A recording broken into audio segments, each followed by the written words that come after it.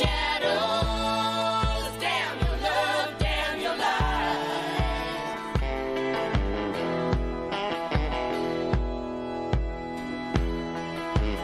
Break the silence. Damn the dark, damn the light. And if you don't love me now, you will never love me again. I can still hear you saying you would never break the chain. And if you don't love me now, you will never love me again. I can still hear you saying you would never break the chain. And if you don't love me now, you will never love me again. I can still hear you saying you would never break the chain.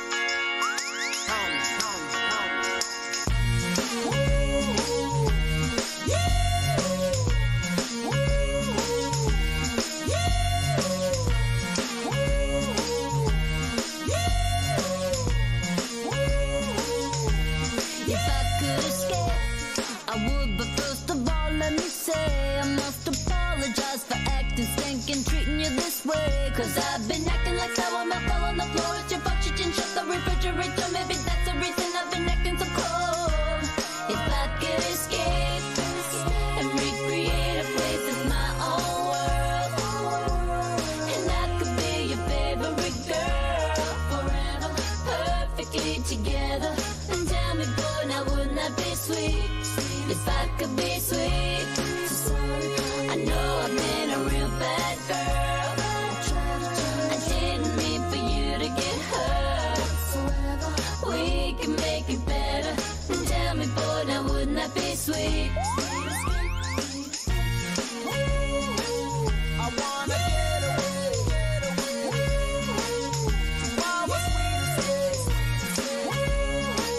I wanna get away, yeah. You melt me down, I'm at my lowest boiling point. Come help me out, I need to get me out of this joint. Come on, let's bounce, counting on you to turn me around. Instead of clowning around, let's look for some common ground. So baby, time's getting a little crazy. I've been getting a little lazy, waiting you to come save me.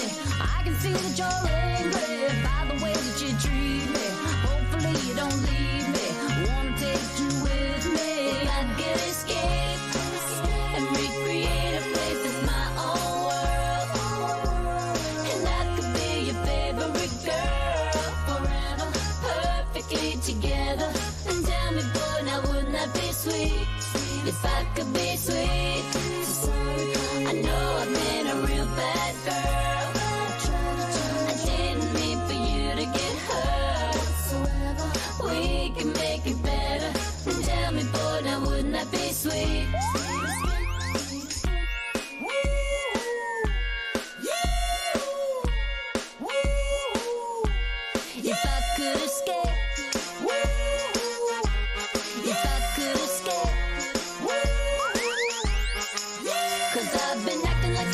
fell on the floor. It's your fault she didn't shut the refrigerator. Maybe that's the reason I've been acting so cold.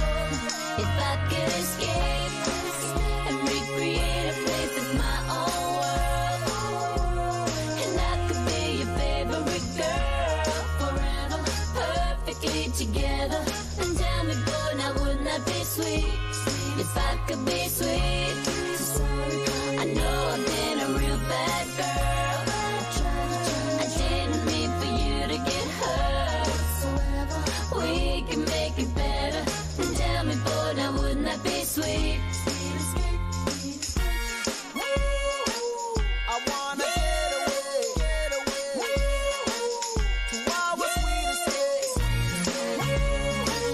I wanna get away, yeah.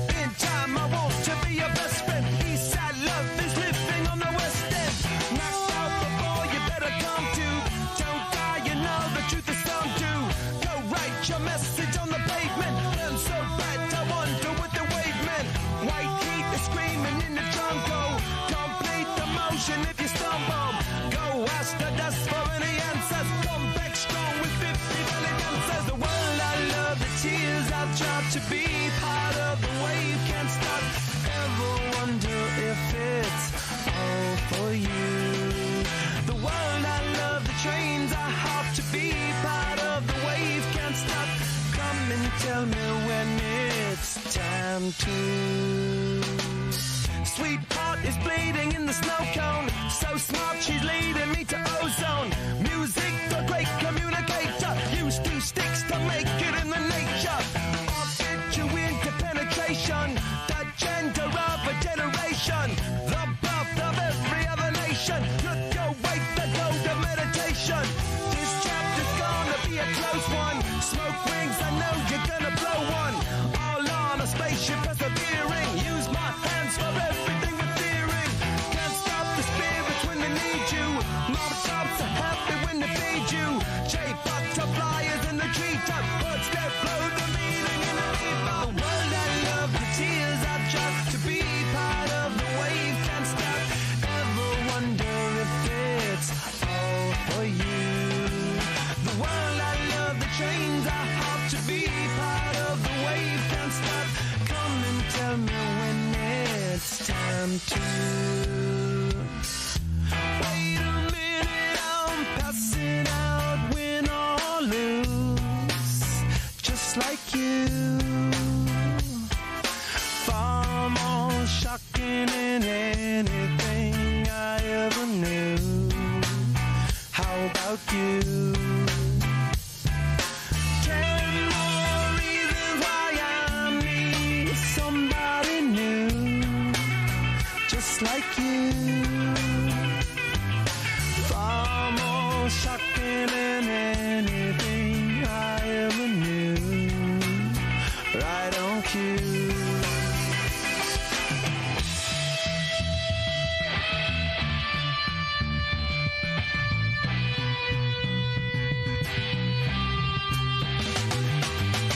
Can't stop, addicted to the shindig. Chop chop, he says I'm gonna win big. Choose not a life of imitation. Distant us into the reservation. Default the pistol that you pay for. Just pump the feeling that you stay for. In time I want to be your best friend. Eastside love is living on the west end. Knocked off before you better come to. Don't die, you know the truth is some do. Go write your message on the pavement. Burn so bright, I wonder what the wave meant. Kickstart the golden generate hub. Sweet talk but don't intimidate hub. Can't stop the gods from engineering. Feel no need for any interfering.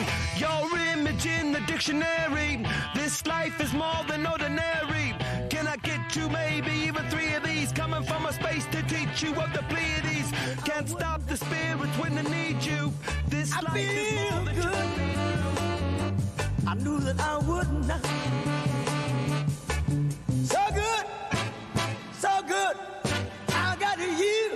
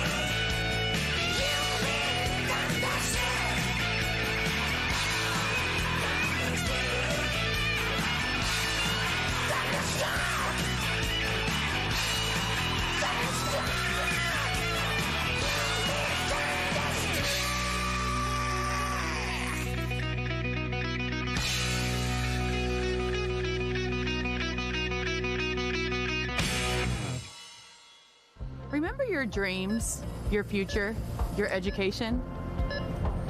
Has private student loan debt destroyed those dreams? It doesn't have to.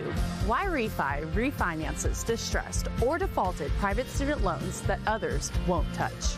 They can save you thousands of dollars, get you a custom payment that you can afford, and they don't care what your credit score is.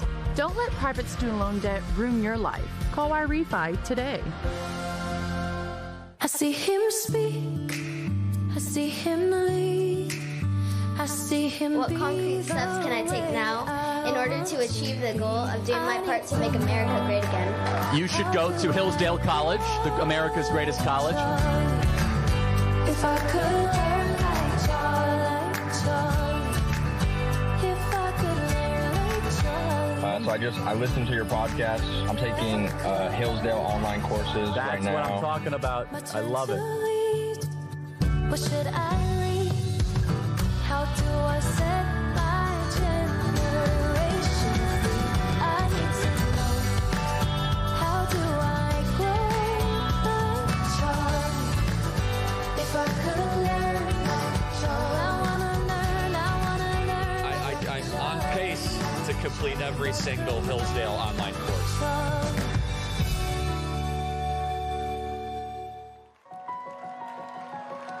Every year, we add something new. Another dream, another voice, another story. Welcome to the comeback of Gold Star Science, Beauty, and Backbone. Welcome home. Teach your children how to blaze a trail of glory. Go lead in truth and go be the light. Bold, visionary, God-fearing women, all shaping who we are. This summit isn't changing who it's for, it's changing how far it can reach. Because leadership grows stronger when every woman has a place in the story. We do it for you. We do it for her. Curated for her, the Women's Leadership Summit.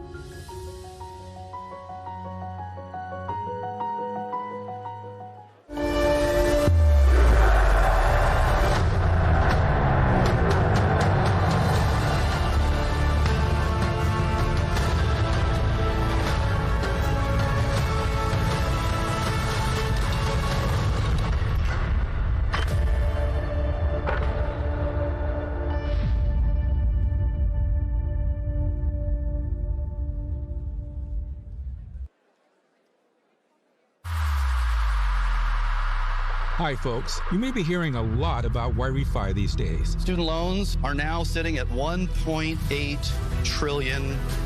You need to talk to Y-Refi. And they don't care what your credit score is. My partner and I created this company with the intention of taking it to help borrowers get out of debt. Y-Refi is the only company in the country that does what we do. I think very highly Y-Refi. We're all in with them. We invited God into our homes. We invite him into our company. We want to make it an incentive for you to want to work with Y-Refi. We give these folks the dignity to pay back their debt. Please welcome the Chief Investment Officer and Managing Partner of Y-Refi, Lane Schoenberger.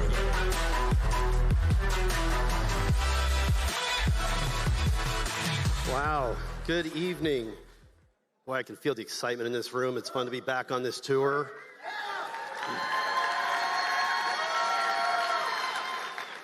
Thank you. You know, it's an honor to be here among so many driven, passionate people who believe in our country and what it stands for. Y-Refi is proud to continue our partnership with Turning Point, honoring our friend Charlie Kirk and sponsoring the This is the Turning Point Tour. Each of us likely has our own reasons for believing our country is so great. I'd like to share a few that mean something to me. Faith, freedom, and family. All very important, as you probably can guess. Take it one step further. We're in a country where you have the ability to create and implement ideas that make the world a better place. It's also known as capitalism.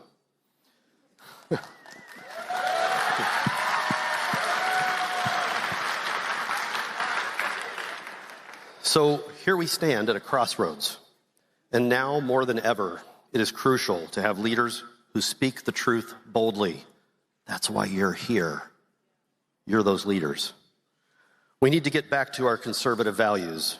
We need people willing to protect our God-given rights, which were carefully drafted into the Constitution. We must look back on our history, warts and all, and learn from it, or we're destined to repeat it.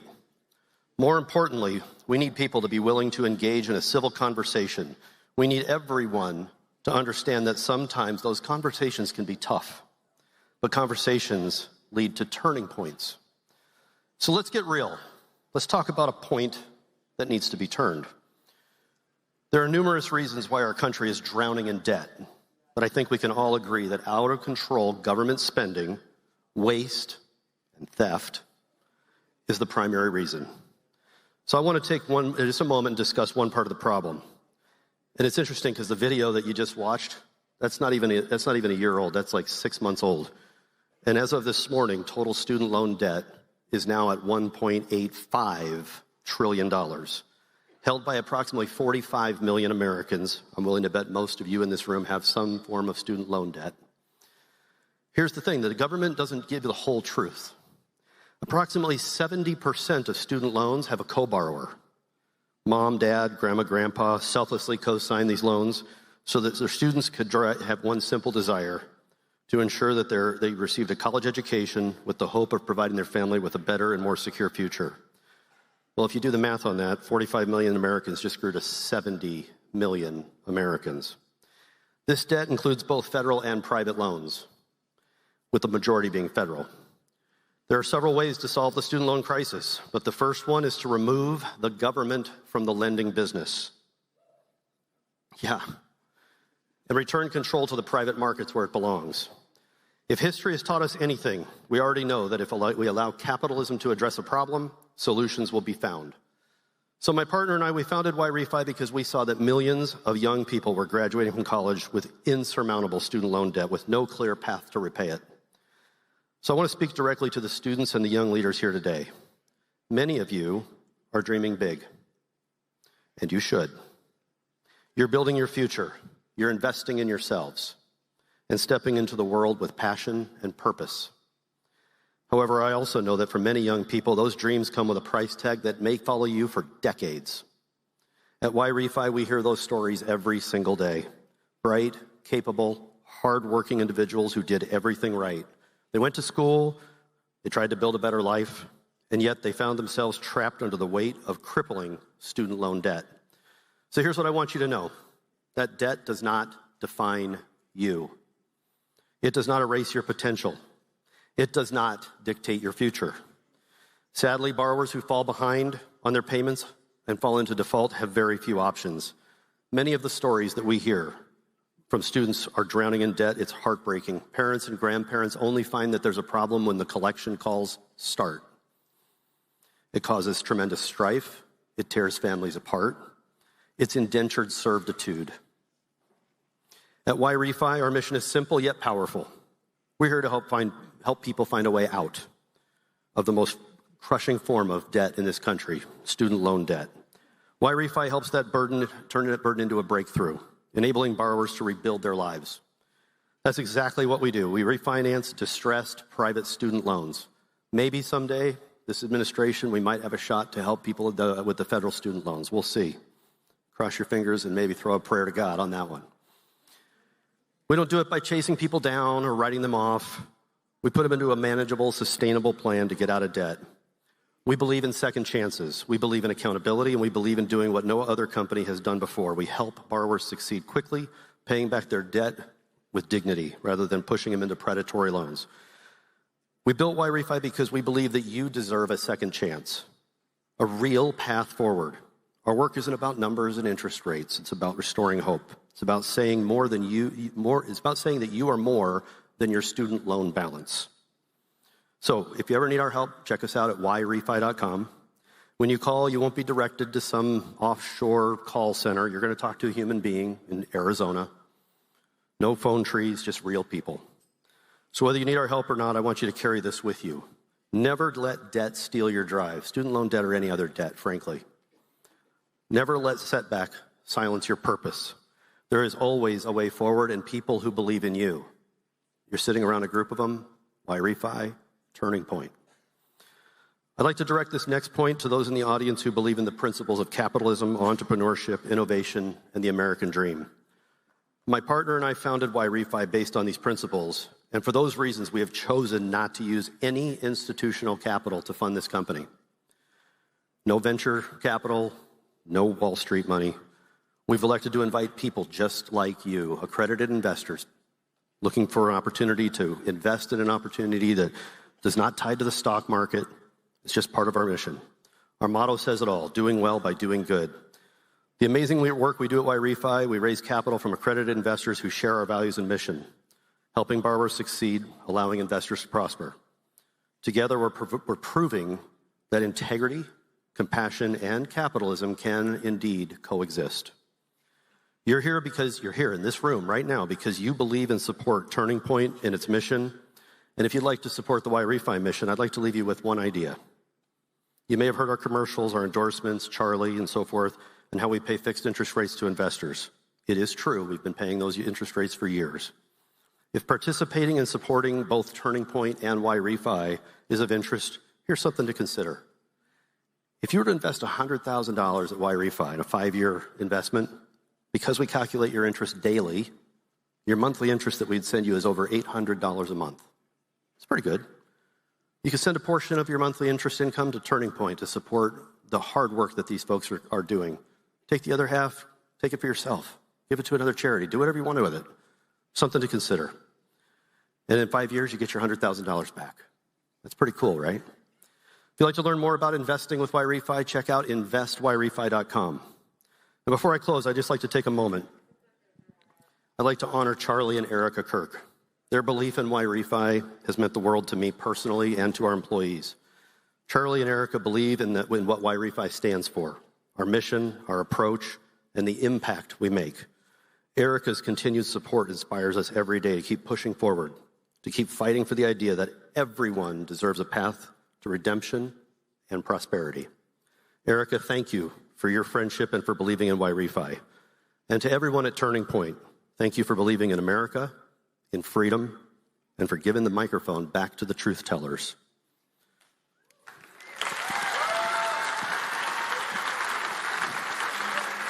With that, thank you. God bless this country. God bless you. God bless Turning Point. Enjoy.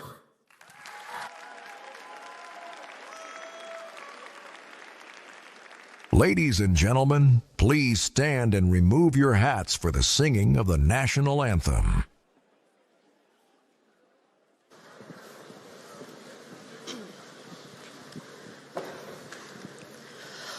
Oh, say, can you see by the dawn's early light what so proudly we held at the twilight's last gleaming, whose broad stripes and bright stars through the perilous fight o'er the ramparts we watched were so gallantly streaming, and the rocket's red glare, the bombs bursting in air, gave proof through the night that our flag was still there.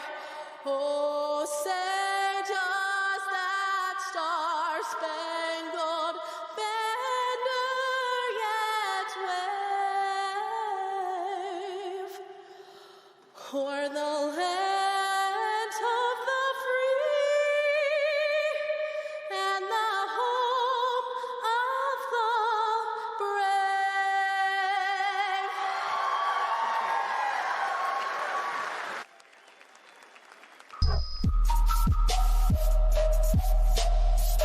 Please welcome to the stage, Joshua Ames.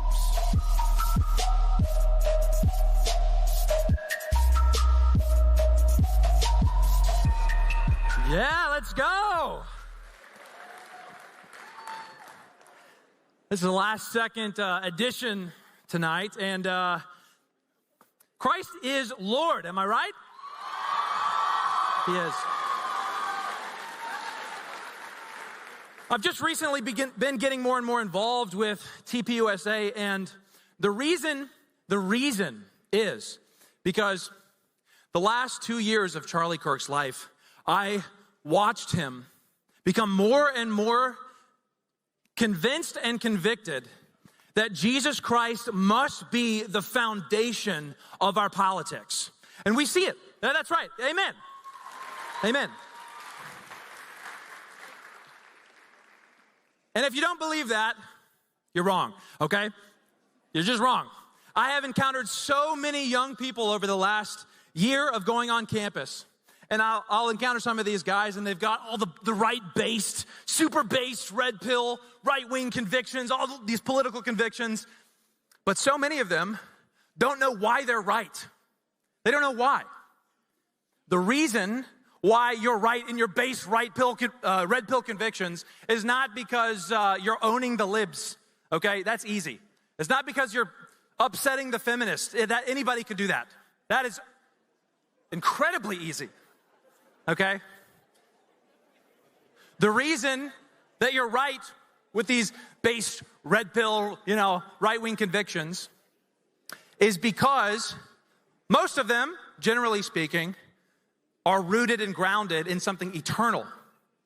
And if you're not rooting your political convictions in something eternal, namely the Word of God, then you're not standing on anything. You are on quicksand, okay?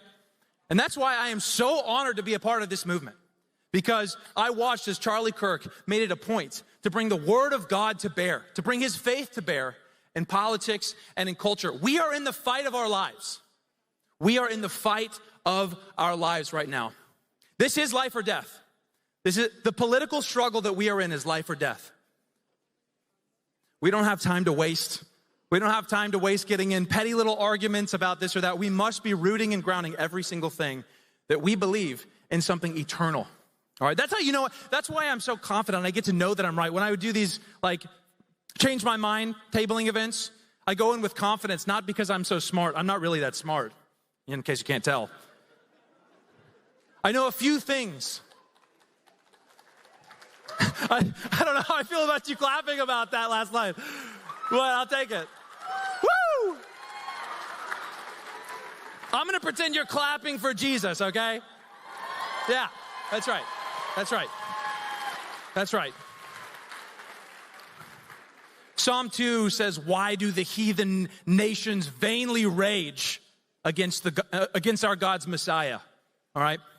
Jesus Christ is Lord of all. He is Lord of this country. He is Lord of this state. He is Lord of all, everything. There is not a single square inch of the entirety of all of human existence over which Christ, who is sovereign over all, does not cry, "Mine." And that must be the foundation of our politics. Am I right? Amen. Jesus Christ is Lord. And that's all I got for you today, guys.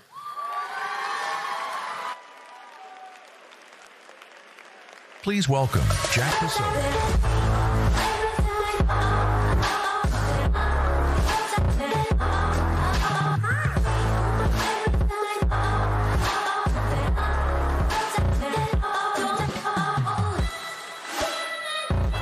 Ladies and gentlemen, thank you for having us here at George Washington University for Turning Point USA. And I got, I don't know, a little bit of a question. Do we have any patriots in the audience tonight?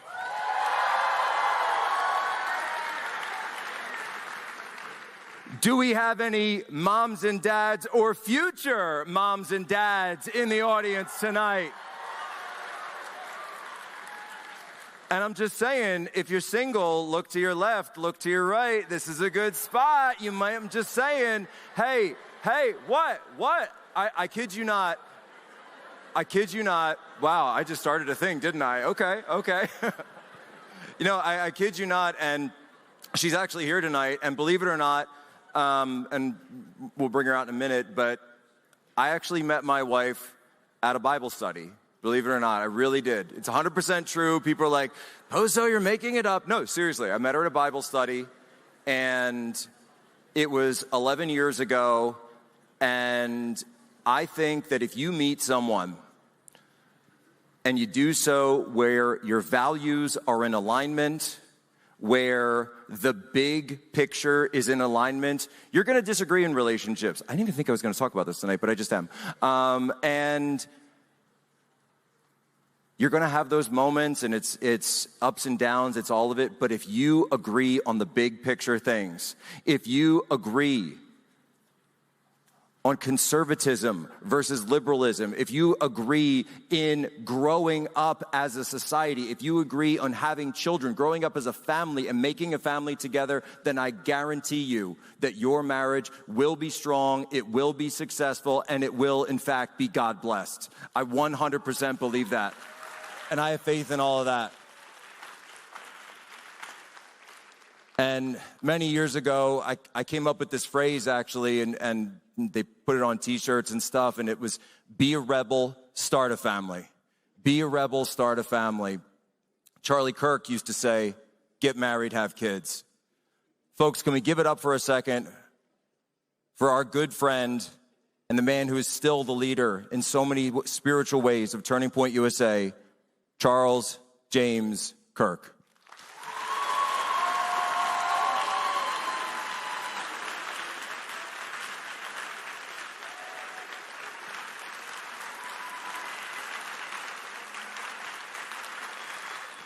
And I know that you guys are so excited, and I'm excited to hear from Press Secretary Karoline Leavitt in just a few minutes. By the way, I saw Karoline backstage. She was on the phone. I think she was dealing with some of the fake news media out there. And let me tell you, she wins every single time. They've never been able to get one past her. And she's going to be out here in just a few moments and joined in these two chairs behind me by the new CEO of Turning Point USA, Mrs. Erica Kirk. Who's ready for Erica tonight?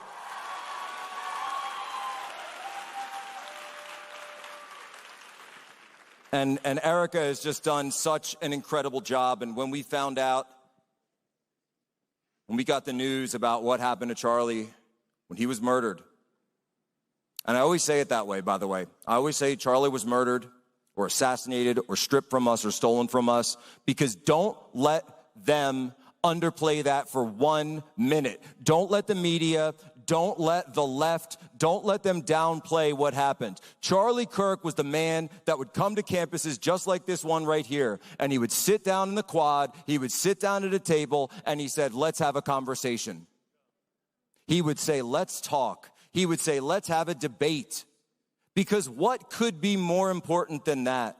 Going through a debate, having that freedom of speech, having that exchange of ideas. Whether you agree, you disagree, you hash it out, but you do so with respect for one another. That is what Charlie Kirk stood for. Charlie Kirk was the happy warrior. That is why they came after Charlie, because they could not out-debate him. They could not outsmart him. That is the legacy of Charlie Kirk, and that is why every single one of you is in this crowd tonight. And God bless you for having the courage to step up and say that you will continue the legacy, that you will continue the fight of Charlie Kirk. It's not about any of us. It is about each and every one of you. It's true.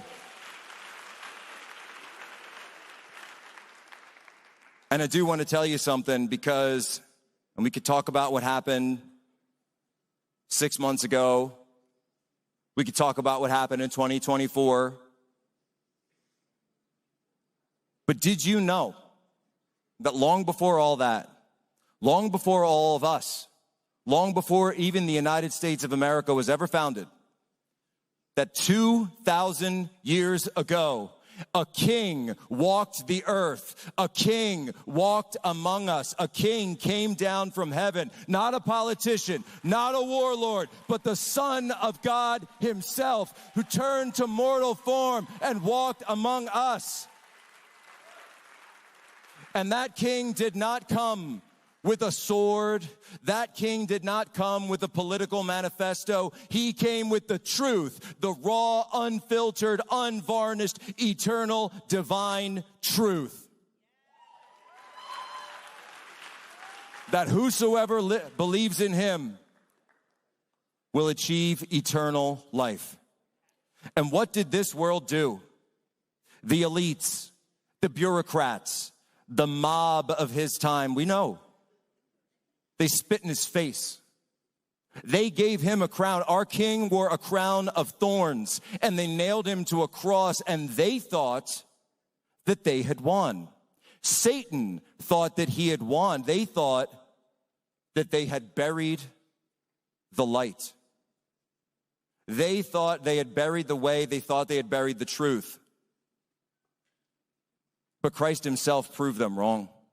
He proved them wrong because on the third day, he rolled back the stone of the tomb. The king rose and the gates of hell trembled after Christ himself stormed them. And that is the story they don't want you to hear. Because I'm not talking, we know what Sunday is.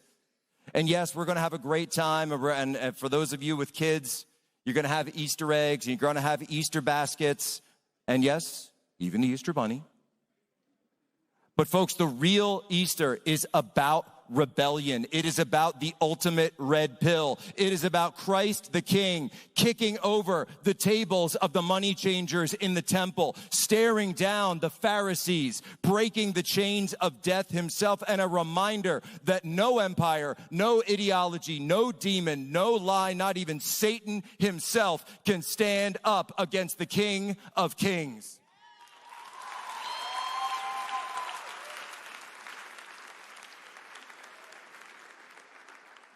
And look, I don't know if you guys expected me to be political tonight. But I was thinking of being a little bit more theological. I hope you guys don't mind. Would that be all right with you? Would that be all right with you guys if I broke it down a little bit on the religion side? Because folks, today is Holy Thursday, and tomorrow is Good Friday, the most solemn day of the year, the day that Christ sacrificed everything for us. Because God asked Abraham to sacrifice Isaac, but he stopped at the last moment. He said, no, I see you're willing, but no, I'm not going to make you do that. And he asked him to take a lamb in his stead of his son, because I will not ask my follower to do that. But what did God do as a father? He sacrificed his own son for every single one of us, every single one of you, every single generation that has come before, every single generation that has gone beyond, because that is a father's love. And it takes a Good Friday to achieve an Easter Sunday. When you go through the pit of hell itself, when you are faced with the gates of hell itself, understand that when God is on your side, you will rise again. Christ rose again, because it's not just a celebration, it's about picking sides. Are you on the side of the king, or are you on the side of the cursed? And you look around at the world, we see the cursed, don't we? You see these people, they're restless, they're angry, and they're not hiding anymore. We know this. We saw the No Kings protest this weekend, and oh my gosh, right? They're out there, they're in the streets, they're in boardrooms, they're in the algorithms. They're the ones telling you that truth can be relative and good is evil, and the cross, that's just some symbol, because we know what they're doing. They're building their own kingdom, a soulless machine where they want you to be nothing but a cog. They want you to be a consumer.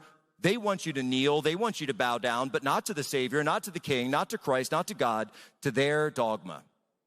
Cancer culture, woke ideology, racial tensions, gender studies, bow down to all that. But no, we know about that temptation. That's the serpent. That's the enemy. The same one as it always was. Because this is cultural, and it is political, and it is all of those things. But ultimately, this is a spiritual war that we are in, and it has always been a spiritual war from the moment the serpent slithered into the garden. And they've got their megaphones, but guess what? Now we've got ours. Now we've got Turning Point USA. Now we've got Christ the King. And I'll tell you right now, the King has already won. And remember that and tattoo it to your hearts. The King has already won.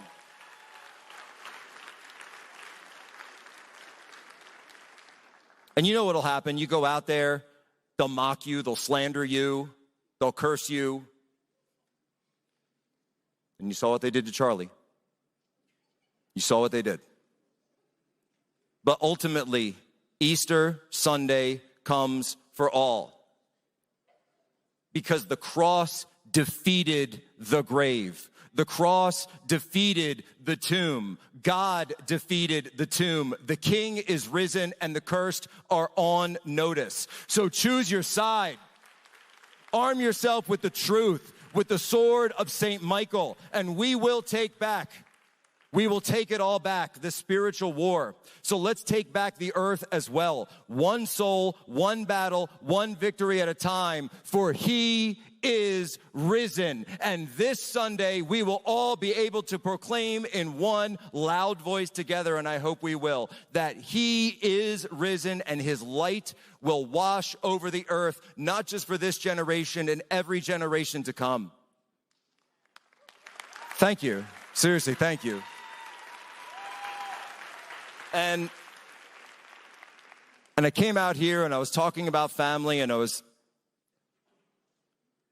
thinking about Charlie, and I was thinking about his family, and every single moment that was taken from them, that was ripped from them, and all the generations to come, because I knew how much Charlie loved Erica and his children. I knew that he lived everything for them.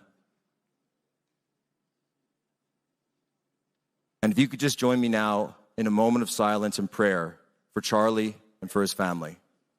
Just real quick, I'm not going to take a ton of time, but let's remember that and never, ever let them forget what was taken, because a debt is owed.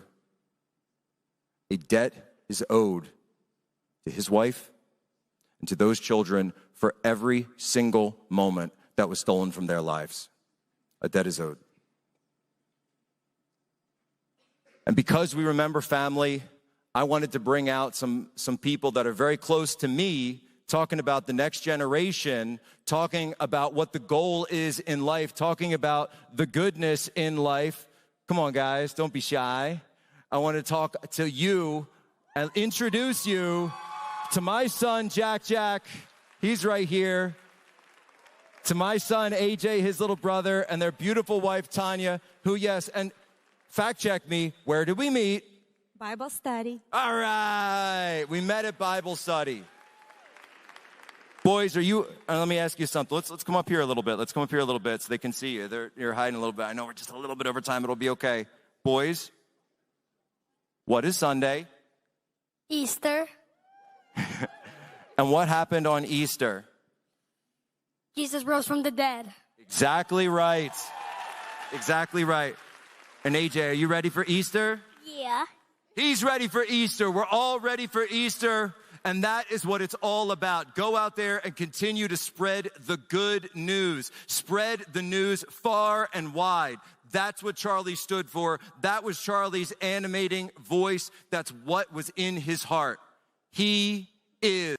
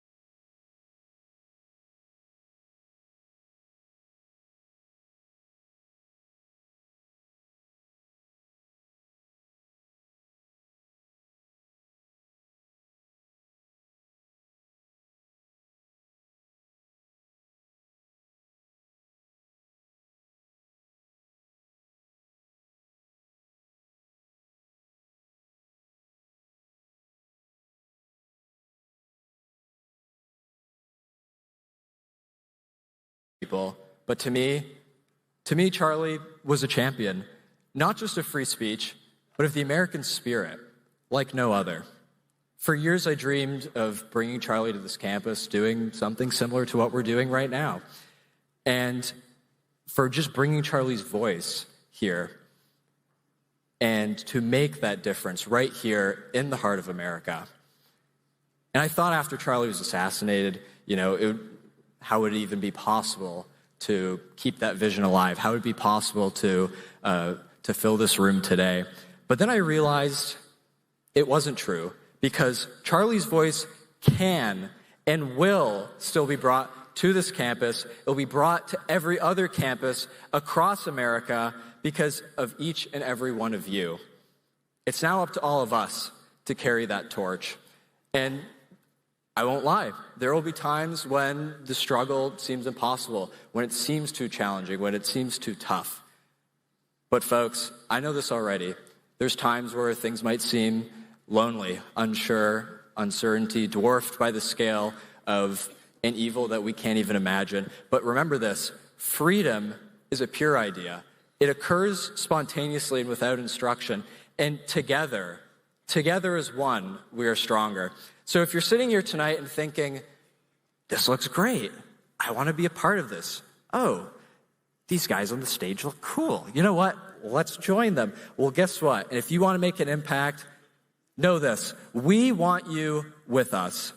The chapter here at GW, we're building something real on this campus for people who are engaged, who are thinking, who actually care about what's going on, not just here in our little GW bubble, but across America, around the world. Because it's not just politics. It's about upholding what American values.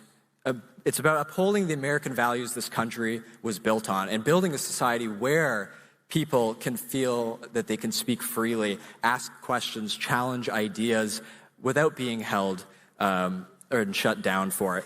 And again, that's what we're building here tonight. And tonight is proof that this is working. All of you sitting here in the crowd tonight, that's proof of that. Quick but important. Take 30 seconds tonight to check your voter registration with the flyer that was handed to you when you walked in the door. Because if you care about the future, it's up to all of us, and you have to show up when it counts. And where are all the ladies in the room tonight? Because Turning Point USA's Women's Leadership Summit is happening in San Antonio, Texas, June 5th through 7th. And I'm told it's going to be a great time. Obviously, I can't go, not a girl, but for all the girls in the room, I recommend going. And speaking of that, make sure you stop by the TPUSA table near the entrance if you haven't already. Meet the team, get plugged in, take that next step, or head to tpusastudents.com if, you're a little lazy, but that's okay. But get involved. That's the point. All right, now before we get started, I would love everyone to indulge me for just a few more seconds. Let's have a little fun with this. If you have a rally sign on your chair, which I know all of you do since our wonderful volunteers put them there, and I helped out as well. Raise that nice and high. And if you don't have a sign for whatever strange reason, I need you to give me the loudest cheer for Charlie that you've got. There's a camera team, so yeah, right there. So, on 3, everyone give me your loudest cheer for Charlie. 1, 2, 3.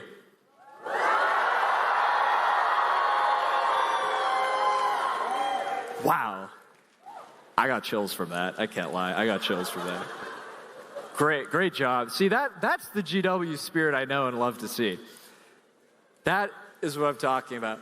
Thank you guys all for being here tonight at George Washington University. Let's make some noise. Let's get this thing started. God bless all of you, and God bless the United States of America.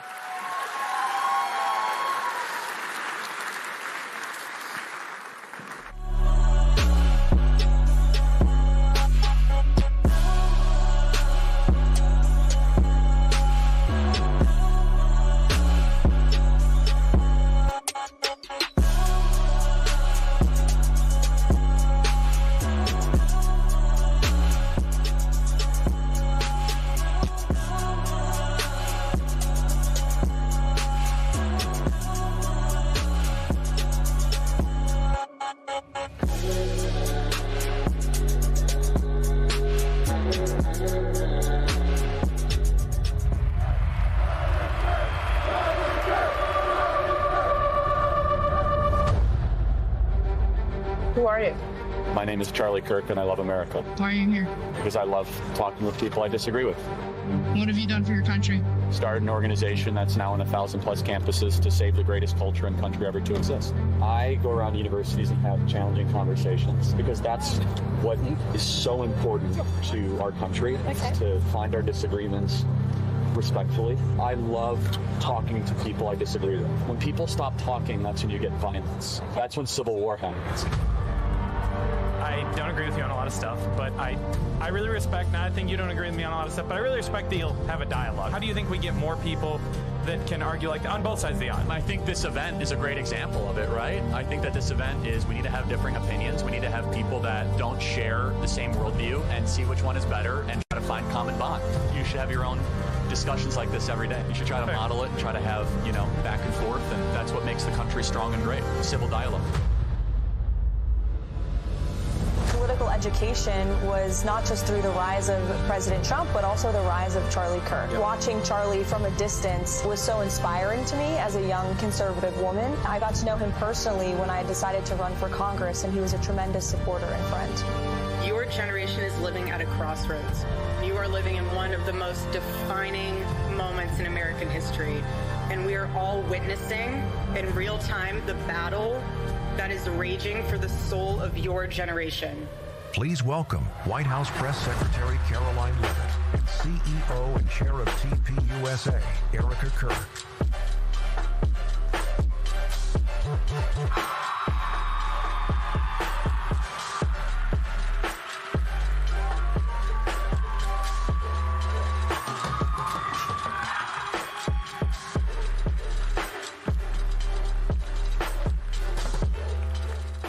Hello.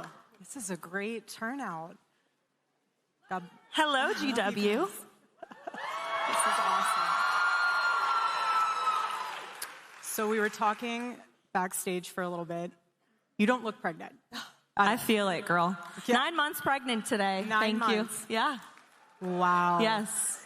So let's hope that I don't have to go to GW Hospital tonight. Right. I hope so too. We were reminiscing backstage of how when I was pregnant, I was like 190 some pounds, and Charlie kept bringing me, he'd be like, "You want a hot fudge sundae tonight, don't you?" And I was like, "I actually do." He's like, "I'll come back, I'll go get one." And he just kept bringing all these different treats. Every night he'd come home from work, and that's how I was very fat and happy when I was pregnant. And you look amazing. That's what husbands are for during pregnancy. And there has been no shortage of ice cream in our house either. So they live vicariously through it all. So share with us how you met Charlie. I love hearing these stories of how people, their favorite memory or how they met him or what they carry with them of Charlie. Yeah. So I was first introduced to Charlie, as you know, during my congressional campaign in 2022. I ran for Congress up in New Hampshire, which is my home state. We have some Granite Staters. Hi, guys. The first in the nation primary state. That's how I was introduced to politics. I came to D.C. I worked in President Trump's White House in the first term, started as an intern. And then, unfortunately, Joe Biden was installed as President of the United States. So I had to choose a different job. And I went over to Capitol Hill, and I was a communications director for former Congresswoman, soon to be former Elise Stefanik. And she actually really encouraged and inspired me to run for office. So I said, heck yeah, let's do it. And I launched my congressional campaign. And Charlie Kirk and Turning Point USA were the only organization in the political world that supported me. The entire establishment in this city were with my opponent in the primary, but I think Charlie loved that I was a young person who was stepping up to the plate, and he and Tyler reached out, flew me out to Arizona, met them at the headquarters, and then they said, we're on board fully, and they truly were throughout the entire primary. We met at the investor retreat in Arizona. They introduced me to all of these MAGA Patriot donors who contributed to my campaign. And I'll never forget it because Charlie gave me his word that he would support me, and he did all the way through, not just through that congressional run in the primary, and then in the general election when I did lose to the Democrat candidate. But God closed that door but opened another, which led me now to the White House podium. And Charlie was one of the first people the night that President Trump appointed me to this role that I'm in to congratulate me and say how proud he was. So I'll never forget that, and he's amazing.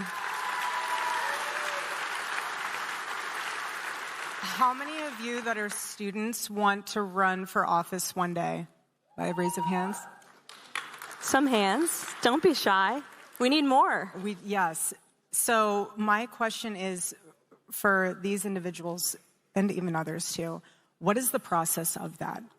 Like, do you find an application? What was the stepping stone for you for all of it? I just want bare bone basics starting from day one and onward. Yeah. It's not an easy process. Building a campaign is like building a business. Mm-hmm. You really have to start from the ground up. I was grateful to have worked for a congresswoman who was able to give me some guidance and sort of point me in the right direction. But you have to hire staff. You have to really depend on volunteers. And really, the very first campaign event that I did in New Hampshire, my dad brought me to it. He was my driver and my body man and my campaign manager that day. And we just showed up to a local Republican committee event in New Hampshire, and I walked in and said, hey, I'm Karoline Leavitt. I was born and raised here. I worked in the Trump White House. I'm back home. I want to run for Congress. And everybody looked at me like I was crazy. But one event led to the next. And that's what running for office really is. That's what public service really is. It's gritty, hard work. Our campaign team knocked on more than 70,000 doors in that race, just in the primary alone, all across New Hampshire, all across the district, just earning one vote at a time. You have to be gritty and just put together a team, and I was grateful to have a lot of support from everyday patriots in New Hampshire who joined the fight with us, and then support from people like Charlie at the national level that really helped amplify the campaign, and it sort of just snowballed into this amazing experience, which, again, didn't fully work out. I'm obviously not a member of Congress now, but I think this job is, frankly, a lot more fun. So I totally agree. So what was the process like to be the White House press secretary? Because I remember when Charlie was in Palm Beach when they were all putting together the admin. He loved it because it was as if his moment to be a football coach, of just quarterbacking who's going to go where in the admin. So what was the process like for you? Did you have people calling you? Did you have people throwing your name into the mix? And then did you just wake up one day and see a news article about it? What was the process? So there really wasn't a process. So I worked as the national press secretary on the president's campaign. And I fell into that role after the loss of my congressional race. So that's a piece of advice I would give to the young people here. When a door closes, don't worry, because a new one is opening, and it's going to lead you to exactly where you need to be. So just take advantage of every opportunity in the moment and know that God has a plan, and He's going to forge your steps ahead and get you to where you want to go. Thank you. It's just the truth. And so I was running for Congress, lost the race, got a call from a friend who was working for President Trump's campaign that he had just launched in November 2022. And said, hey, the super PAC for President Trump, MAGA Inc., is looking for a spokeswoman. Do you want to come join? And I said, heck yeah. So I joined the super PAC as his spokeswoman. And then months later, when the campaign really started to rev up, Susie Wiles called and offered me the job as the campaign spokesperson, which I took willingly and wholeheartedly. She's my boss to this day, and she is amazing. And so I served with the president throughout the whole campaign, all of the trials, literally and figuratively speaking, the trials in courtrooms and rallies all around the country.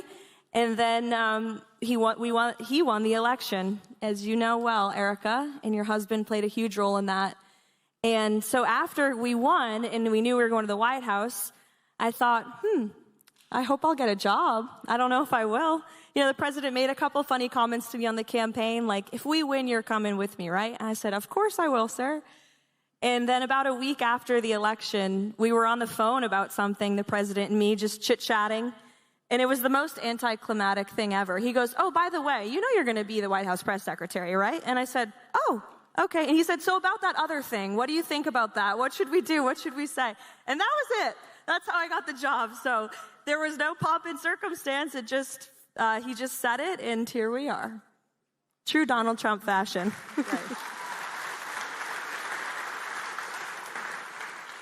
What do you feel is the best thing about working for the Trump administration and the White House currently? There's so many things I love about this job. For me, working with the press, as we like to call it, the fake news media, and they really are the fake news media.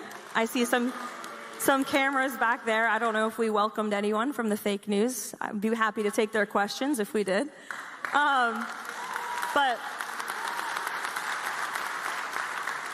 But for me, the best part of the job is working for a president who is so transparent. Like, what you guys hear from President Trump and see from him on social media and on TV is exactly what we hear and see from him behind the scenes. Let me just assure you. He's very real. He is very real. He keeps it real. You saw it yesterday at the Easter lunch. I saw it yesterday on full display. Yes. Like, what you see is what you get. He is so authentic, which for me as his spokesperson makes my job easy, because when I walk in there and I say, sir, this story is coming out, truth, what do you want me to say? He just lays it on the table. There's no guessing, there's no questioning, there's no spin. It's just, it is what it is with him. And so as his spokeswoman, I'm very grateful for that, because I saw my predecessor in this role have a bit of a hard time, I think. And I think it's because she wasn't able to communicate with her boss in a very open and transparent way. And so the president's accessibility and transparency, not just to me and the rest of the West Wing staff, but to you, the American people, and to the news media, is so refreshing. And everything he says is exactly how he feels. There's no guessing. And he's honest and authentic about how he believes, and it makes my job much easier. And that's one of the things I love most about the job. Also, we never know what you're going to get when you walk into the White House these days. Every day is an adventure, for sure. Is there anything that keeps you up at night with this job? The fact that my boss is up all night and probably going to call at any hour. He sleeps very, very little. Very little. Yeah. Like maybe 4 hours a night. It's crazy. I'm a third his age and I can't keep up. I tell him that all the time. I think probably what keeps me up at night is I have a tendency not to sleep as well in this job, because there's just so much going on all the time. Breaking news, you never know what you're going to get when you wake up, whether it's the middle of the night or first thing in the morning. And I have all of the fake news media apps on my phone, the New York Times, the Wall Street Journal, Washington Post, and I'll make the mistake of being awake at 3 a.m. and reading through some of the stories, and then my brain's going. Awake. Yeah. You're awake. Your adrenaline's going. I can't go back, yeah. My adrenaline's going, and my team knows. If you ask anyone who works for me, I see my assistant in the front row, she's smirking, because they'll wake up to the group chat, and I send texts between the hours of like 2 and 4 a.m. every night. And I'm like, we need to call this reporter in the morning. This is not true. We need to correct this, put this statement in this story. So it's just constant. It's a 24/7 news cycle we live in, and we're on the front lines of that at the White House every day. Do you feel that's the most challenging aspect of your job, is just trying to keep up with the news cycle at times? For sure. It's never ending. After this event, I'll go look at my phone and probably have 40 texts, 10 missed calls, all on different topics that I'll have to go sort through and figure out, and call Secretary Rubio or call Secretary Hegseth and try to get to the bottom of what's about to be reported and make sure that it's factual. So it's a never-ending process and challenge that we have with the media today. And it's just the digital age that we live in. It's the way that it is. Is there anything that you feel needs to be either better explained, or, because here's the thing, is that we are not in all of the meetings. We're not in all of the briefing sessions. We don't really fully see, as the average American, what is going on behind the scenes in closed doors. So we only hear what the media tells us. Is there anything that students or just average American citizen should look at differently, or pay attention to differently, or even shift their perspective on something a little bit more differently? Well, you said something, Erica, that's really important, which is everyday Americans, you do depend on the news sources that you read to give you the information that you need to make decisions in your life. Economic news, political news, obviously it informs the electorate, it informs how people vote. And we have, unfortunately, an overwhelmingly biased and liberal media in this country. If you look at, I love the Media Busters organization. They do surveys week to week about the coverage on the cable channels in this country and how they're approaching their stories and their coverage of President Trump. And it is always in the 90s, 90% or more negative against the president and our policies.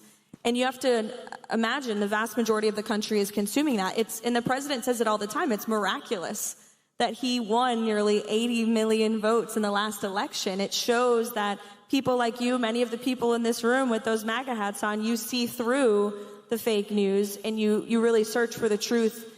And I see that firsthand every day. The process that the fake news goes through to write stories, it's really just such a low level of journalistic integrity. I mean, they will find anyone and call them a source familiar with the White House, and then they'll just write what that person said, like it's the truth, like it's actually happening in our meetings, like it's actually being said behind closed doors. And I read so many stories every day that are just completely baseless. Things that were allegedly said that never were said. And sometimes they don't even come to the White House for comment. That's the craziest part, and that's my biggest pet peeve. It's like, mine too. You're writing this story with all these sources that you claim know what they're talking about, and you didn't even check with the people who are actually there, who will dispute it or at least give you the accurate information. And we deal with this. Our team at the White House receives about 200 to 300 press inquiries a day from outlets across the country and the world. And every single one that comes in usually has a biased perspective that we have to sort through and run down the facts. And you can imagine it's a very arduous process. So again, a piece of advice, do not believe everything you read. If you showed up willingly to this event tonight, you probably already don't, which is why you're a supporter of Turning Point and all the great work that Charlie did and Erica continues to do, because you want truth in our media landscape today, and we need more of it. And how do you navigate knowing what's true and what's not? Because what I've been noticing is that a lot of these, especially independent journalists, they pedestal their sources above the actual individual or organization that they're talking about. How can students be able to delineate what is true, what is not? Is there a filter that you run news through yourself where you're like, pause, let's really think about this and break it down? There unfortunately isn't just an easy solution to know what's factual and what's true. The best advice I could give is to take everything you read with a grain of salt. Nothing you really see, don't take it as gospel until you look at other places. You know, just because one influencer says something online based on one source doesn't mean it's real. That is true of, the legacy outlets in this country, the New York Times, Washington Post. I read it all. I mean, that's how I start my day every day. I read the Washington Post, the New York Times, the Wall Street Journal, front to back. It pains me, but I need to know what they're saying, right? Because that really drives the news cycle of the day that we have to combat. But then also on, online engagement and what's happening on X and in other places in the digital world is important to understand, because oftentimes, as you know, what starts on X as a rumor then becomes a legacy media narrative. So you have to kind of get ahead of those things before they really spiral into something that's just a complete fallacy. So my advice would be to encourage everyone in this room to try to be the most well-read person in every room that you're in. That was a piece of advice one of my predecessors, Dana Perino, gave to me before I took this job. She said, you always want to be the most well-read person in the room. And I try to be every day. But Donald Trump always is. That man does not miss a story, let me tell you. He's always reading the papers and watching the TV. He doesn't miss anything anyone says in the whole world. I don't know how he does it and consumes it all. And it's a lot. And, you guys are busy, right? You're students, you're working, you're in school, you want to have fun, you want to live lives. You can't consume every piece of news. But before you get really hot and bothered about something, or maybe angry, or even really encouraged by something, check other sources and then use your best judgment to sort of balance what the truth is. And unfortunately, that's just the way it has to be done. And when you have that heavy intake of the press and you're reading all the stories, like you said, as a Christian, how do you guard your heart and mind when you read all of these from all walks of life, all different media types? How do you guard your mind and your heart from letting it penetrate and just really upset you or throw your whole day or just mess with even the internal narrative that you guys have in the admin? Through prayer and faith. It's the only way to just cover yourself in prayer and in faith. And, you know, faith gives you such perspective that even the worst story or the worst news cycle is just a moment and it's passing. This too shall pass.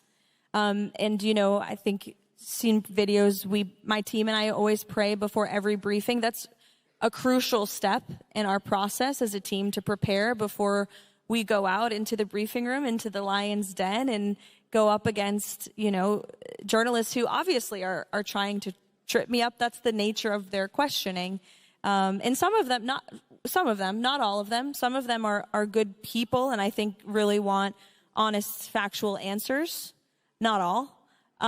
But it's through prayer and just faith that there's something so much bigger than what we're doing in this moment and on this day. But it's very easy to feel drowned by it all because it's, you know, it's heavy stuff we're dealing with. And it's policies that are impacting our country and the world. And so there are days that are harder than others, but I think without faith, you couldn't do it. And when I last saw you, I was so excited to hear, because on the way out, you had shared with me that your team specifically started a Bible study. Are there other, I mean, that to me makes my heart so happy to know that that is happening within the White House. Are there other groups within the admin that after Charlie, everything happened on 9/10, are there other groups within the admin that also have started their own little Bible study groups? Members of the cabinet have started Bible studies. One of the most beautiful moments I've witnessed in this job was prior to the cameras coming into a cabinet meeting in the cabinet room. The president always sort of has private conversation with the cabinet and checks in and asks them, how's everyone doing? Is there anything you need from me? And it's sort of that private moment before the cameras roll in. You guys have seen these advertised 3-hour-long cabinet meetings that we hold about once or twice a month. But they do have that private talk. And there was a day in which Secretary Turner prompted a prayer over the president and over the rest of the cabinet. And I had the honor of just standing in the corner of the room for when the president wanted the media to come in and witness that moment with the president of the United States, the vice president of the United States, and the entire cabinet with their heads bowed in that beautiful cabinet room praying together. And I took a video of it on my phone, and I will save it forever because it was the most powerful people in our country and the most powerful man in the world humbling themselves and just praying over each other for protection and safety and continued wisdom. And that was one of the best moments I've witnessed. But we have started a Bible study. It is all women. Men are welcome too if they want. Robert, I see you over there. He's my colleague. He can come if he wants. White House male staff are welcome, but it's been all ladies thus far. And it's been wonderful. Tuesday morning, 7:45 in the Roosevelt Room.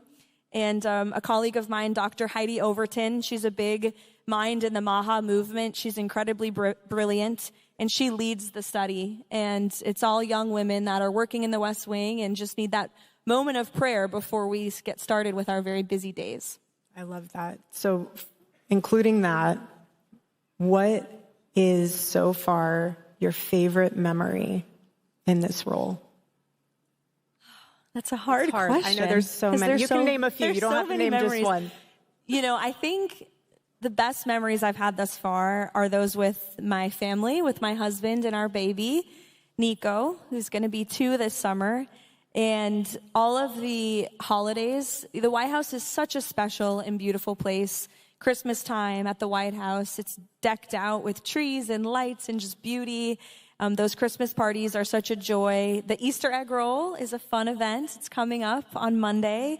My son last year was a little baby. Now he'll be toddling around on the South Lawn on Monday. And I have the pleasure of reading to the children. So, those moments where I'm able to bring my family in and just enjoy how special of a place the White House is, that will go down as my favorite. Those will be the memories I remember forever. I love that. Transferring now to college.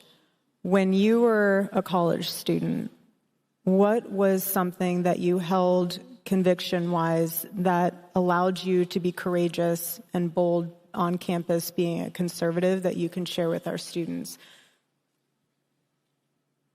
Free speech. When I was at St. Anselm College in New Hampshire, I realized I was one of the very few conservatives in my classes very quickly. And it would have been really easy, as you all know in this room, if you're part of your Turning Point chapter here on GW, to just shut up and be silent and not share how you really feel, because as a conservative on a college campus today in America, you will be the ideological minority. It's just a fact. But we're changing that.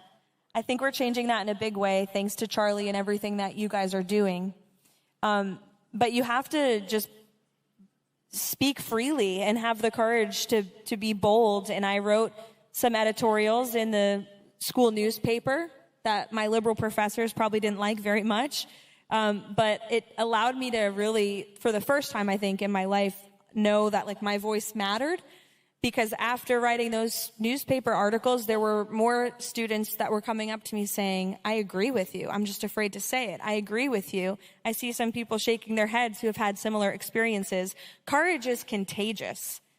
And not enough people have it. And if you have it, you'll inspire others to be courageous and to speak their mind and to speak freely, or maybe even change their mind. That's the whole purpose of this organization. And so I think just the courage to speak freely and be bold in your conviction is just tremendously important. And that's what Turning Point is all about. And what about those students that feel afraid to share their convictions or even have courage going up against professors that they know will grade them differently? Charlie used to get asked the question all the time, should I change my paper that I'm writing so that my professor gives me a better grade, or should I just stick to what I know in my heart to be right and just write that out, even though I get a lesser grade for it? You just have to do it. Just do it.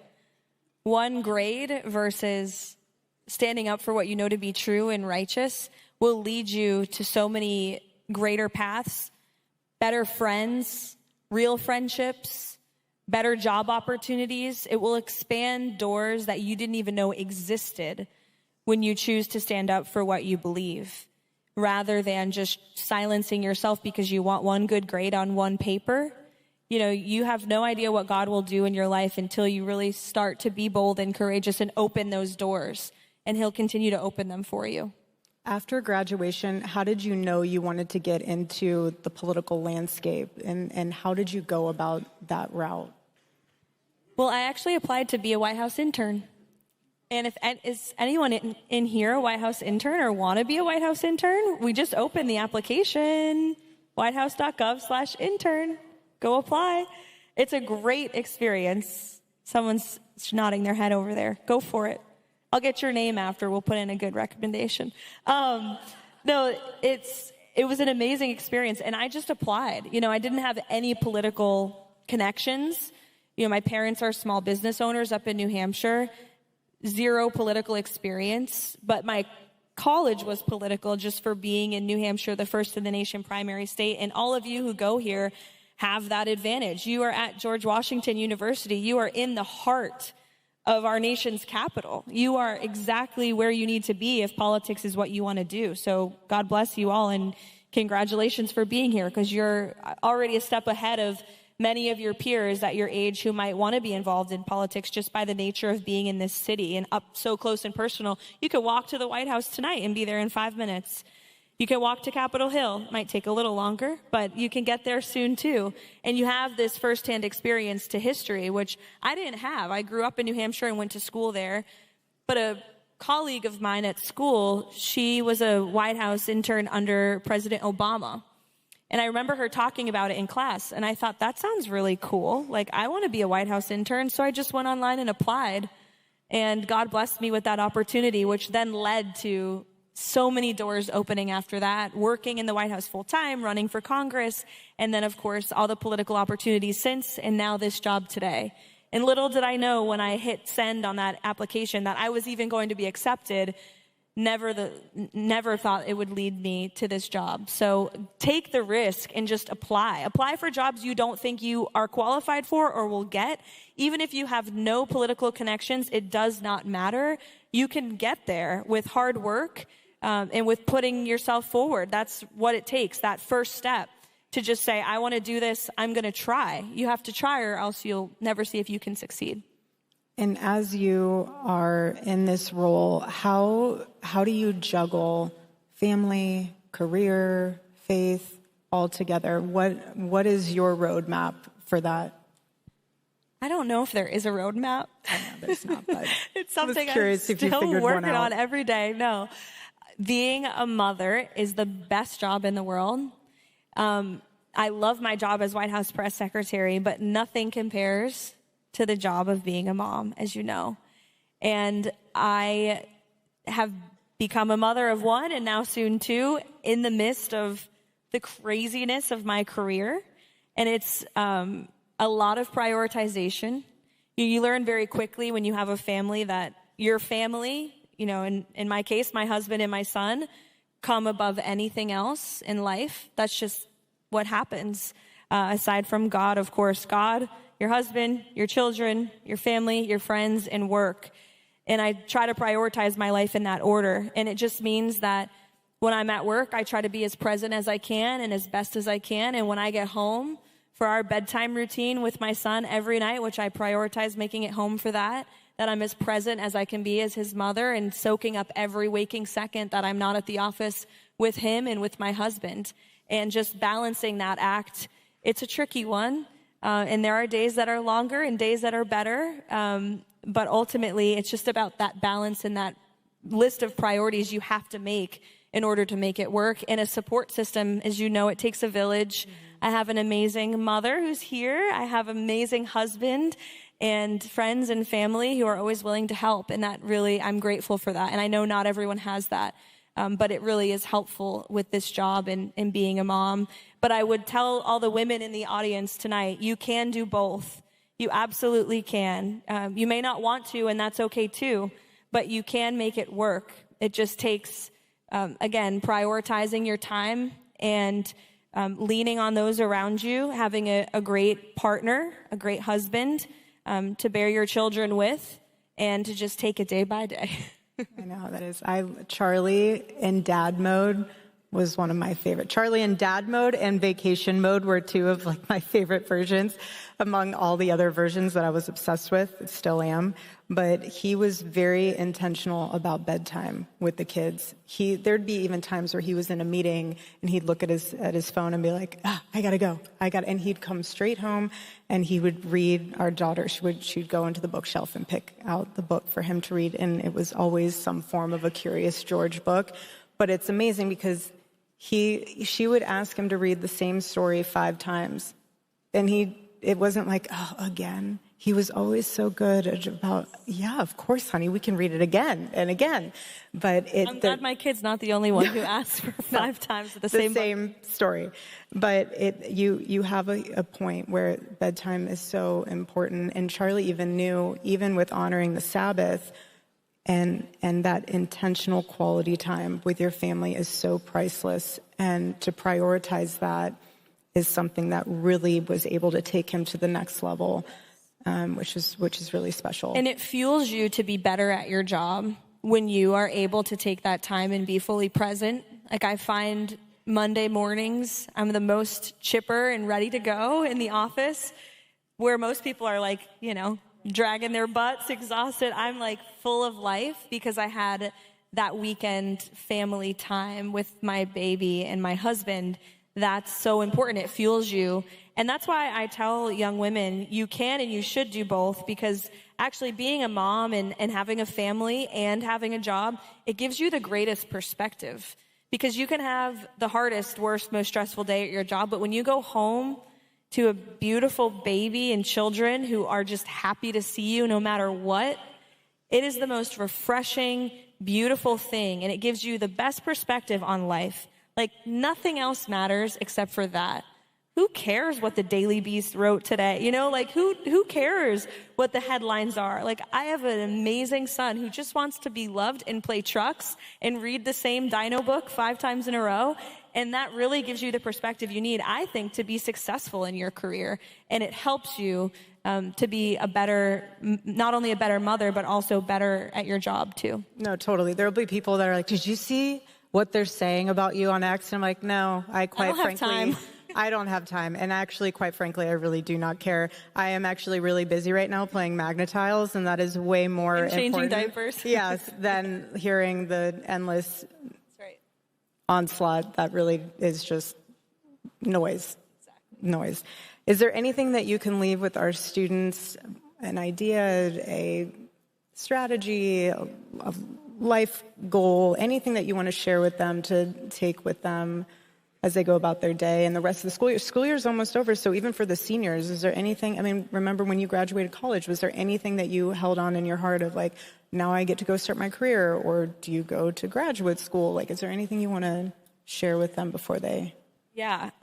People always ask me, like, what advice can you give me, you know, young people? And I'm going to give you a piece of advice that is not novel. You've definitely heard it before. It's very simplistic. Work hard. Mm-hmm. I know it sounds so lame, and you're probably like, wow, she couldn't have thought of something better for us, but nothing beats hard work. There is no substitute for it. And be that person that stays at the office later than your boss every single day. Be that person that shows up first to work or to your internship. You know, be that person that so noticeably works their butt off at every single thing that they do that you can't go unnoticed in whatever opportunity you're in, whether that's school, academia, graduate school, whether any of you go on to serve in our military. People will, oh, thank you. God bless you. Thank you for your service. People notice the hustlers. And now as a boss, you know, with a staff, you notice those who work hard and hustle, and you notice those who don't. And so you never want to be that person. You want to be that person who shows up relentlessly every day with a positive attitude, willing to work hard. And that's going to help get you to wherever you want to go. There's just no substitute for it. I agree. Charlie used to say, work harder, be better. And he would even give advice saying, if they can't hire you because they don't have the funds to do so, tell them that you'll work for free. And show them your work ethic, show them that you're bought in for the mission, and if you do that properly, you will have a position. That's right. For that company, for that organization, for that campaign. Absolutely. One of my first real jobs, I guess you could say, was at WMUR, Channel 9 News, ABC affiliate in Manchester, New Hampshire. And I was a freshman in college, and there's one television station in New Hampshire, by the way. They're like the big deal up there. And I thought I wanted to be a broadcast journalist at that time. How the tables have turned. And so I called up the news director, Alicia is her name, and I said, I want to work. She's like, who are you? I said, I'm a student at St. A's down the street. I want to work here. I just want to be in a newsroom and see if this is what I want to do for my career. I will literally sweep your floors. And when I said that, she said, I'm not hiring, but I'll hire you. And so I started Saturday night shifts from like 5 p.m. to 11:30, which as a college student, that's a rough time, okay? To be working in a newsroom, as you know, 5 p.m. on a Saturday night. Not ideal, but I took the job. And then it led me to so many other opportunities in college. So yes, Charlie was right about that. And it's age-old advice, but it will never cease to exist because it's just true and it's real. I didn't realize we're going over, so I still want to get to some questions from the audience. So we can... We could just chat all night. Yeah, we can chat all night, or we can start. Are you guys enjoying this, or is this fun? Okay. You're so quiet. I know. Before we take any questions, I do have to ask you, because I get this question a lot. What is a Bible verse or a book in the Bible that is, I mean, the whole Bible is my favorite, but what is the one that you sometimes come back to recenter and refocus? Almost every day. From the book of Psalm 46:5, God is within her. She will not fall. I see some other ladies like that. I want to get that tattooed on my forehead some days because I feel it so deeply. No regrets. I won't do that. But that verse is just in my heart, and I recite it multiple times a day. I think about it and recite it to myself out loud and privately every time before I take the podium. Sometimes when I'm at the podium in the middle of a briefing, I will just repeat that verse in my mind, and it just gives me the fortitude that I need to know that God is with me, and I will not fall physically or mentally or figuratively or literally, and it gives me the strength. It's my favorite verse, hands down. I love it. All right, let's take some questions from the student. I can't see. Oh, okay, yeah. Hi. Hi. Hello, I'm Heidi. I'm a student from Georgetown University, and I'm studying journalism. In class, we were talking about how the Trump administration, for the first time ever, officially incorporated content creators and podcasters into the White House press pool. This obviously breaks a century-old tradition at the White House, and I'm personally a big fan of Riley Gaines and her podcasts. I know she does a lot of work with Turning Point and Erica, and it was really great to see her have the opportunity to ask you, Karoline, a question in the press briefing room. So my question for you today, Karoline, is what are the standards you're using to choose which podcaster, which content creator, or which independent journalist gets White House press access? And should we expect to see more of that in the future? Sure. Well, thank you. And God bless you for studying journalism. We need more real journalists, investigative journalists in this country. So I applaud you for taking up that profession. We decided very early, actually prior to my taking the job, during the transition period between the campaign and the White House, I spoke with, those of us who worked on the president's communication team during the campaign about the need to shake up the White House press corps. And the president did such a phenomenal job in the 2024 race, as you all know, of really owning that non-traditional media lane. He was willing to go places that no other candidate was.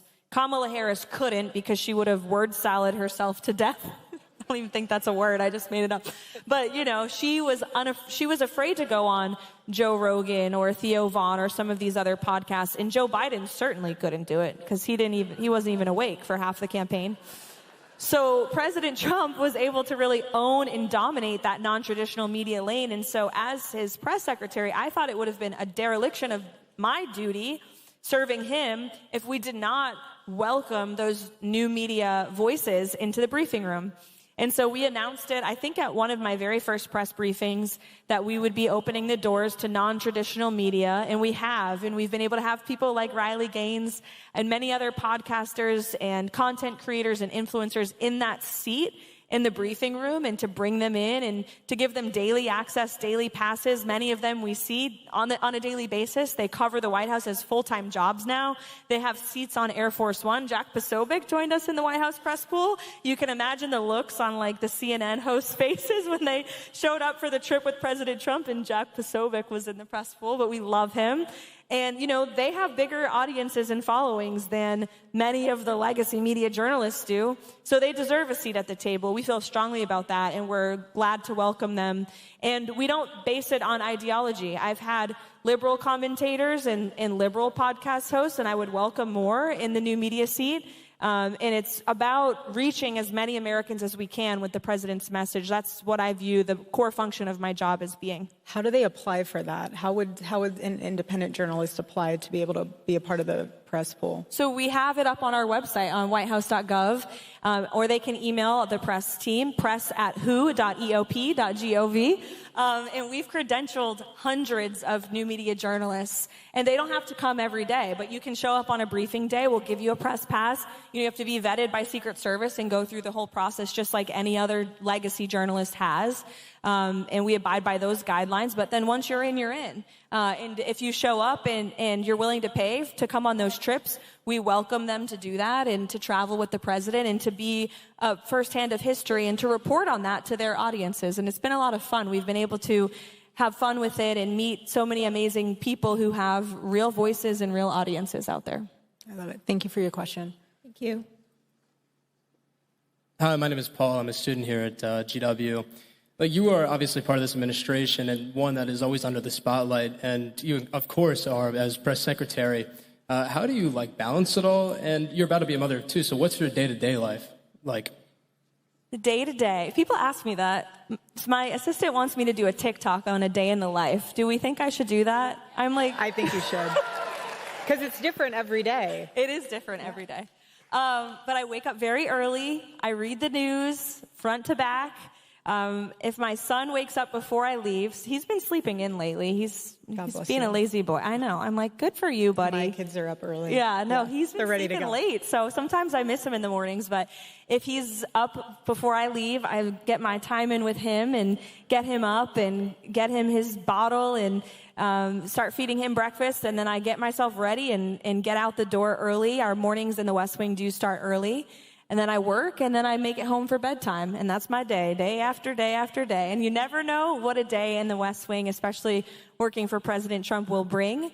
And that's the beauty of the job. That's what makes it fun, also what makes it very challenging. But they're long days, Monday through Friday, and then sometimes Saturdays and Sundays are crazy too, depending on what's happening in the news and what the president has going on in his schedule and in his world. But it's a jam-packed day, daily at the White House. Do you have to travel with him every time that he goes? Not every time, no, thankfully. I have a great team and staff who will take some of the weekend trips to Mar-a-Lago. But, the bigger trips, the foreign travel, I've been so blessed to join him all around the world. We literally flew around the globe last year when we went to Asia. And the pilot on Air Force One actually announced when we were finally landing at D.C., congratulations, you have just flown on Air Force One around the entire globe. And we were all so tired, and we were like, yeah, we feel it. That was a crazy trip. But to go to South Korea and Malaysia and Japan and all of these amazing places has been a real honor. And to meet heads of state and to be part of that is probably, other than the Easter egg roll, my other favorite memory on this job. Thank you for your question. Thank you. Hi, thank you both for talking to us tonight. My name is Mokul. I'm a student at GWU as well. As you both know, there's a lot of conservative students across the country who are attending mainly liberal universities where we face censorship, event disruption, grading bias, and just a lack of respect from peers, mentors, and the university itself. And it can be incredibly draining and isolating for students who might not be vocal about their political beliefs or who aren't part of a conservative community on campus. And I speak from experience. And I wanted to ask, what advice do you guys have for students who might not fit in ideologically with their own community or who just want to fight for free speech, core American values, and there's just more diversity in higher education viewpoint in our nation's capital? I'll just say from the experience of seeing my husband do it, he was so courageous, like you talked about going to the Lion's Den, that he gave his life for free speech. I think, and I've said this before, the more that you take light out of dark places, the darker it will get. So I just pray that each and every one of you, especially students, look to my husband as the example to speak with truth and take your freedom of speech from the standpoint of responsibility, of engaging in discourse and dialogue, but doing it in a way where you are obviously standing for what you believe in, but also giving the people who don't agree with you an opportunity to share why. Because when you listen, then you can respond better rather than just, being like, oh, we don't agree on anything. You might actually agree on more than you think, but I just want to encourage you guys to continue to watch my husband's videos and see how he engaged. And even what I loved the most is seeing the evolution of him being on campus. At first, he would hold the microphone while the other person across the table was speaking. And as time went on, he put the microphone down to actually listen and then be able to engage appropriately from there, and really just doing what even Jesus did, which was ask questions. Don't be afraid to ask questions. But again, I just hope that my husband continues to be an inspiration to all of you of how to properly engage with those that you do not agree with. And I would say yes.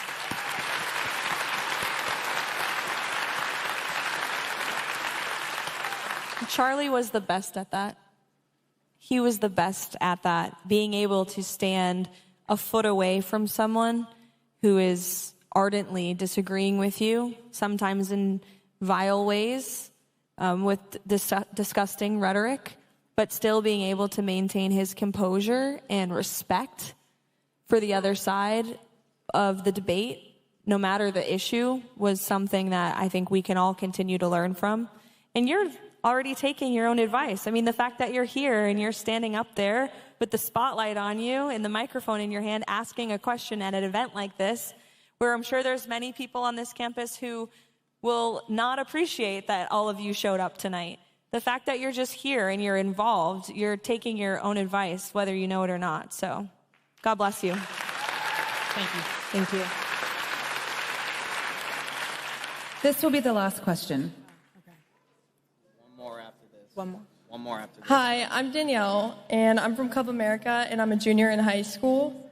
I know that Charlie was incredibly effective at communicating conservative values to young men, but many women my age seem to be moving in the opposite direction regarding like marriage and career. So, what do you think needs to change to make the messaging more compelling to women my generation?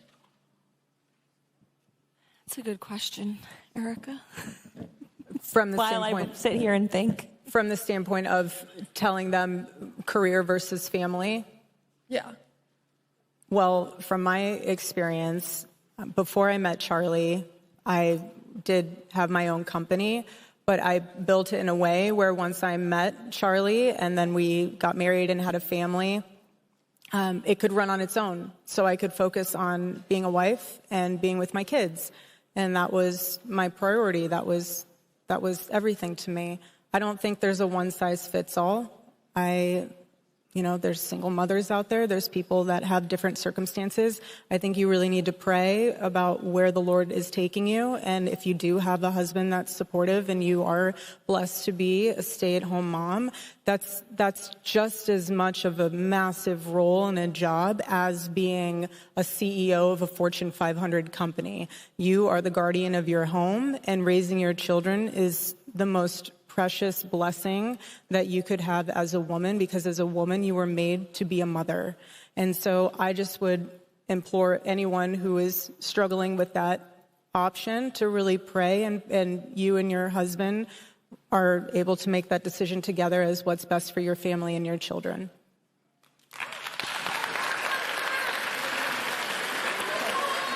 Okay, and then real quick, is there anything that we can be praying? I can't see. One more? You want to take one more? Yeah, okay, let's we'll do take it. one more. Sorry. Please. We're just really running over, so that's the only way. Go ahead. All right, I'll speak loudly. My name is Ryan Caldwell. I go to GW. My question is about the Save America Act. Yes. Who do not I'm glad you're calling it. It is the Save America Act, not the Save Act. Various forms of ID and proofs of citizenship in order to prevent voter fraud. However, voter fraud is incredibly rare. According to the Heritage Foundation, which is a conservative database, by the way, there have only been a few hundred cases of voter fraud since 1982 out of hundreds of millions of votes. Additionally, according to the Brennan Institute of Justice, there are 21.8 million Americans who do not have easy access to proofs of citizenship. So my question to you is it worth it to risk millions of Americans from voting in order to prevent a few hundred cases of voter fraud? First of all, thank you for the question.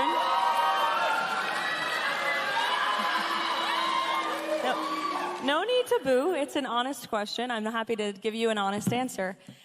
First of all, I have not seen the data you provided, so I'd like to go check it myself and make sure that it's actually accurate in the way that you're citing it. And there is certainly much more, I believe, voter fraud in this country, and I'm sure the statistics back it up, than what you cited with one survey. And why are you okay with any voter fraud in the United States of America?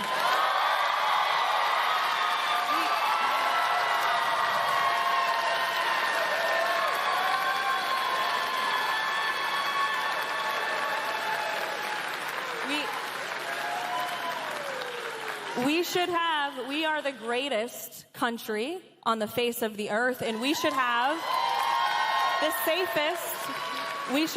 the safest and most secure elections of any country on earth. And it is transparent. And transparent. And it is absolutely absurd that voter ID is not the land of the law in this country already. And 89%, 80 to 90%, based on which poll you look at, of Americans in this country support bringing a piece of identification to the polls when you cast a ballot in an American election.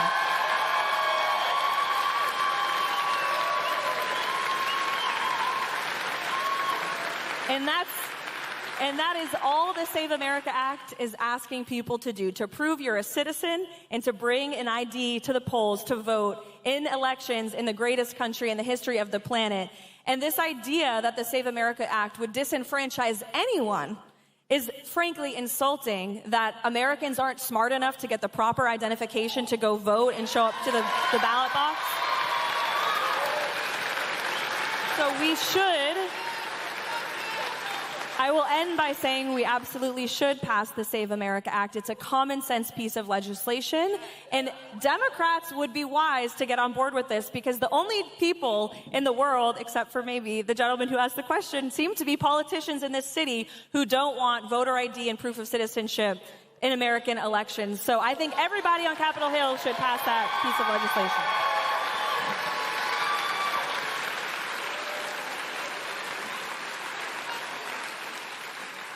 Okay, thank you for your question. Yep. Is there anything that we can be praying for you for, as, you know, obviously you're pregnant, but is there anything specific that we can be praying for you as you go about your day? And it's so sweet. Pray for the safety of everyone at the White House, myself and the president, of course, and all those who work for him, and our great cabinet who are working so hard in the face of disagreement. I would pray for that. Thank you. All right. God bless you guys. Thank you for coming. Have a good night.